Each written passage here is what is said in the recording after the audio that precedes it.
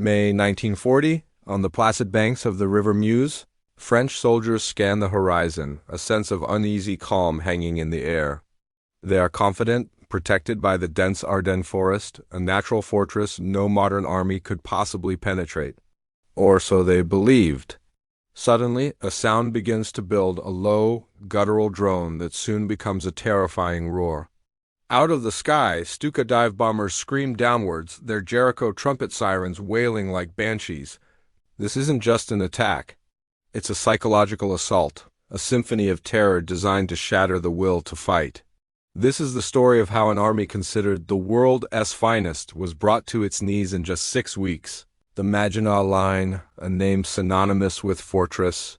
It was France's billion-dollar baby, a concrete and steel behemoth stretching for hundreds of miles along the German border. It had underground railways, air-conditioned barracks, and enough firepower to stop any frontal assault dead in its tracks. The French High Command, veterans of the Great War, were obsessed with trench warfare and static defense. They poured their faith and their budget into this immovable object, convinced history would repeat itself. But they made one fatal miscalculation. They assumed the enemy would play by their rules. They looked at the Ardennes, a region of dense forests, rolling hills, and winding rivers, and dismissed it as impassable for tanks. This single assumption would prove to be the Achilles heel of their entire strategy. While France was building walls, Germany was building a revolutionary new kind of army. The Wehrmacht of 1940 was a different beast entirely from the force that had been bled white in the trenches of World War I. At its heart was a radical new doctrine, Blitzkrieg or lightning war. The brainchild of brilliant, often insubordinate, thinkers like Heinz Guderian, Blitzkrieg was all about speed, surprise, and concentration of force. The Panzer Division's fast, powerful tank formations were its spearhead. They weren't meant to support infantry. They were meant to operate independently. They would bypass strong points, leaving them for the slower-moving infantry to mop up later. Their goal was paralysis, not attrition. Supporting them from the air was the Luftwaffe, acting as flying artillery. It was a combined armed symphony of destruction, and the Allies were about to hear it for the first time. On May 10, 1940, the storm broke. The main thrust wasn't against the Maginot Line or through central Belgium. Instead, under the codename Fall Gelb or Case Yellow, the few Belgian and French units defending the sector were brushed aside. It was a traffic jam of epic proportions. On the third day, they reached the River Meuse at Sedan. French General Hunziker, confident in his defenses, had reportedly said, "The Germans were about to make him eat his words." The Luftwaffe's Stukas hammered the French positions. The constant bombing shattered morale. The defenders, many of them reservists, broke and fled. Under this terrifying aerial umbrella, German pioneers in rubber dinghies paddled across the river. By nightfall, pontoon bridges were being constructed, and the first panzers rumbled onto the west bank of the Meuse. The door to France had been kicked wide open. Guderian didn't wait. Ignoring orders from his nervous superiors to halt and consolidate, he unleashed his tanks. This was Blitzkrieg in its purest form. The panzers raced west, a sickle cut aimed at the English Channel. They weren't fighting a front line. They were driving through a strategic void. The Allied High Command was in a state of shock, utterly baffled. Their command and control systems collapsed. Reports of German tanks were dismissed as impossible. They were moving too fast, appearing in places they simply shouldn't be. The elite French and British forces, which had advanced into Belgium to meet the expected German attack, were now in mortal danger. Guderian's panzers were racing towards the coast behind them. The Allied command structure was paralyzed. French General Gamelin, the supreme commander, was operating from a headquarters near Paris with no radio. By the time he realized the true nature of the threat, it was too late. On May 20th, just 10 days after the invasion began, German tanks reached the English Channel at Abwell. The trap had closed. The British Expeditionary Force, the elite of the French First Army, and the entire Belgian army were encircled, their backs to the sea. The situation was catastrophic.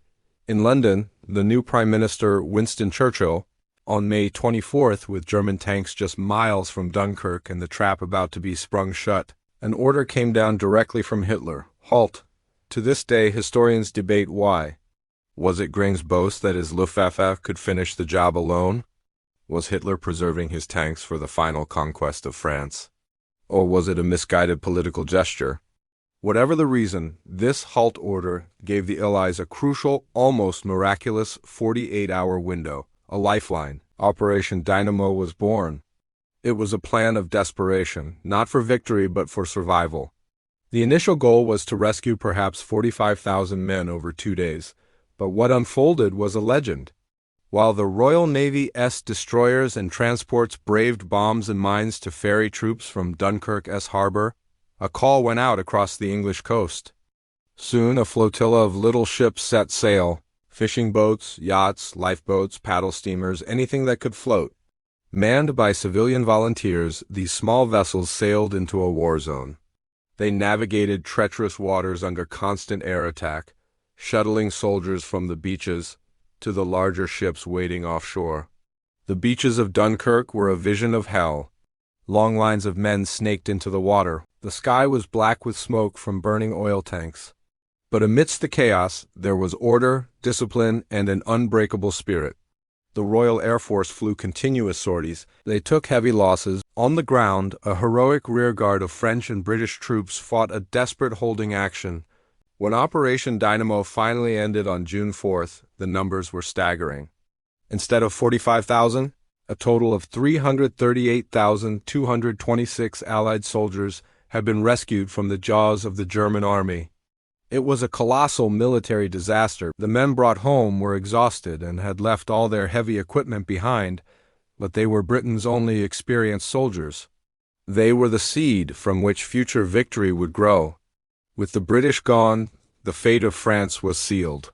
On June 5th, the Germans launched their final offensive. The French fought bravely in places, but their spirit was broken. Their best armies were gone, their leadership was in disarray, and the German war machine was now unstoppable.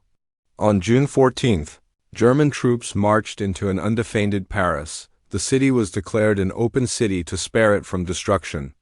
The sight of swastika flags flying from the Arc de Triomphe and the Eiffel Tower sent shockwaves around the world.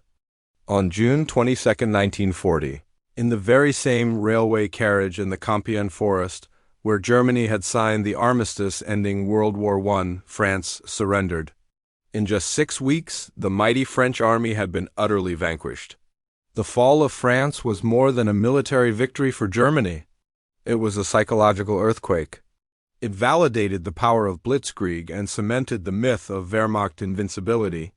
For the Allies, it was their darkest hour. Britain now stood alone, but the story wasn't over.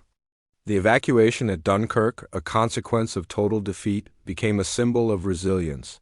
The men saved from those beaches would go on to fight in North Africa. The miracle of the little ships and the spirit of defiance forged in the fires of Dunkirk would sustain Britain through the lonely years ahead. It was a lesson learned in blood and sand, even in the face of overwhelming defeat. Thanks for watching, and don't forget to like and subscribe for more deep dives into the moments that shaped our world.